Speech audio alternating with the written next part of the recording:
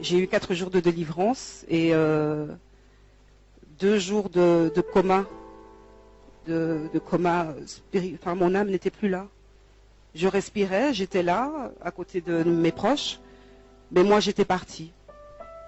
Ce que Dieu, en tout cas, m'a fait grâce de voir, c'est que j'étais dans mon cercueil. J'ai vu ma tombe, j'ai vu que j'étais dans le cercueil, et à un moment donné, j'étais propulsée dans la galaxie, l'espace.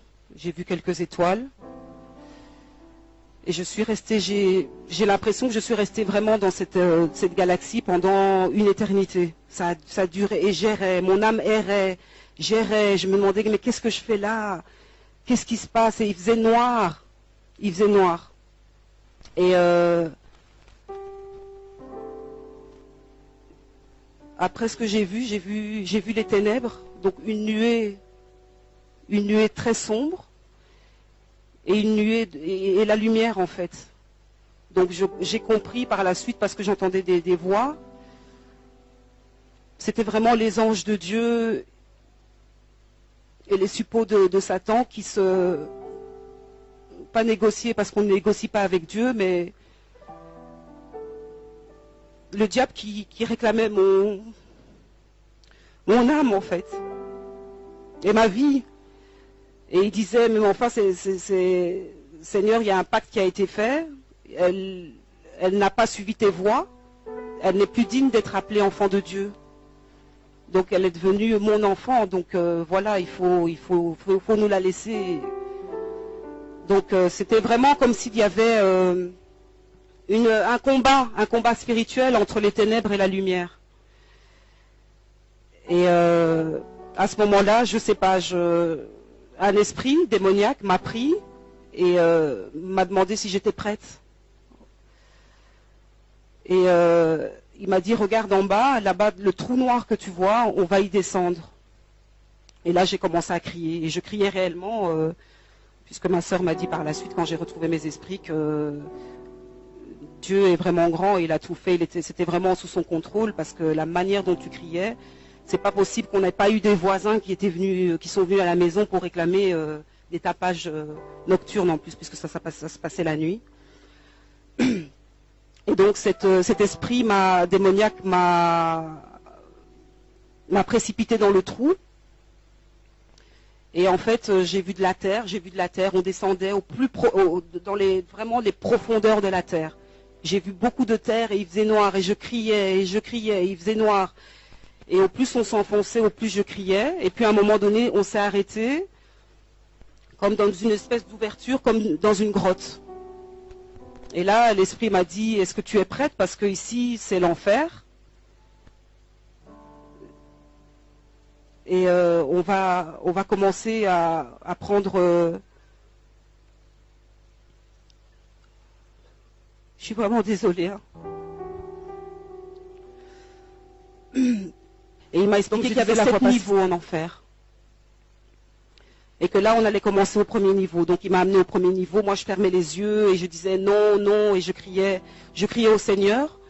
Je disais Seigneur, Seigneur, non, pardon pour ce que j'ai fait. Je me repentais. Et l'esprit démoniaque me disait c'est trop tard, c'est trop tard. Voilà, ça c'est le premier niveau. Et là, j'ai vu des bêtes horribles comme des serpents, des scorpions, enfin des bêtes qui sont même pas, qui n'existent pas sur cette terre. On est descendu au deuxième niveau. Il m'a dit voilà, ça c'est le deuxième niveau. Moi, toujours en train de crier non, je veux pas, Seigneur, Seigneur, libère-moi. On est descendu au troisième niveau. Et au troisième niveau, il m'a montré une personne qu'on châtiait en fait. Donc cette personne était un homme et cet homme recevait des coups de couteau. Et à chaque coup de couteau qui transperçait son cœur, il ne mourait pas. Il ne mourait pas, le sang giclait, cet homme pleurait, criait et la plaie se refermait. Et puis il recevait des coups de couteau toujours au même endroit et le même processus se répétait et se répétait. Et cet esprit démoniaque me disait, tu vois le châtiment, ça c'est éternellement que cette personne-là va être comme ça, en tout cas trucidée par ce couteau. Arrivé au quatrième niveau, Et cet esprit m'a expliqué que le 4e niveau était le niveau de mon châtiment à moi par rapport au péché dans lequel j'étais. Donc péché sexuel, hein, puisque j'ai été condamnée par rapport à ça. Et on m'a mis sur cette pierre, on m'a ligoté et on m'a laissé là. Et tout ce que je voyais là en dessous de mes pieds, donc la pierre était debout, hein, pas couchée, donc j'étais vraiment contre un mur.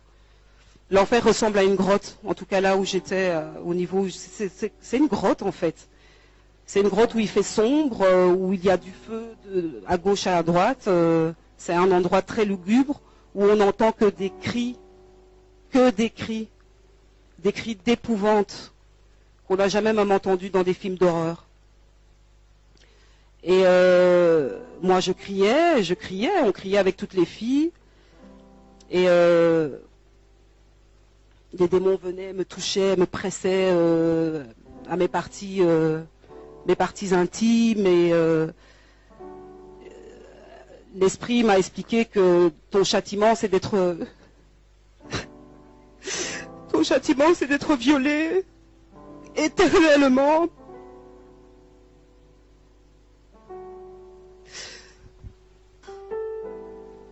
Et naissaient des enfants de